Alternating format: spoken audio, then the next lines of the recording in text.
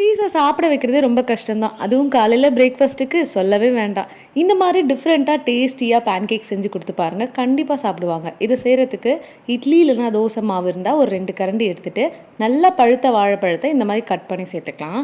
சேர்த்துட்டு இது கூட 1/4 டீஸ்பூன் ஏலக்காய் தூள், 1/4 டீஸ்பூன் மிளகு தூளும் சேர்த்துட்டு, தேவையான அளவு சர்க்கரை இல்லன்னா நாட்டு சர்க்கரை சேர்த்து, இந்த மாரி நல்லா மிக்ஸ் பண்ணிக்கலாம். நீங்க வந்து வாழைப்பழத்த அரைக்க வேண்டிய அவசியம் இல்ல. இந்த மாரி ஒண்ணும் பாதியமா இருந்தா தான் ரொம்ப நல்லா டேஸ்டியா இருக்கும். தண்ணி எதுவும் சேர்க்காம நல்லா கரைச்சு எடுத்துக்கலாம். இப்போ நல்லா சூடா இருக்க தோசைக்கல்ல நம்ம ரெடி பண்ணி வச்சிருக்க பேட்டர்லேருந்து கொஞ்சம் கொஞ்சமா எடுத்து, உங்களுக்கு எந்த மாரி ஷேப் வேணுமோ அந்த மாதிரி குட்டீஸ்க்கு பிடிச்ச மாரியான ஷேப்ஸ் இல்லன்னா சிம்பிளா ரவுண்டாவே பேன்கேக்ஸா ரெடி பண்ணிட்டு, குட்டீஸ்க்கு குடுக்கறனால கொஞ்சம் நெய் விட்டு, நல்லா 2 பக்கமும் ரோஸ்ட் ஆனதுக்கப்புறமா எடுத்து சர்வ் பண்ண வேண்டியதான்.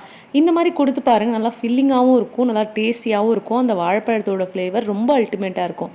கண்டிப்பா ட்ரை பண்ணி பாருங்க. அப்படி மறக்காம நம்ம சேனலையும் ஃபாலோ பண்ணிக்கோங்க. டாடா!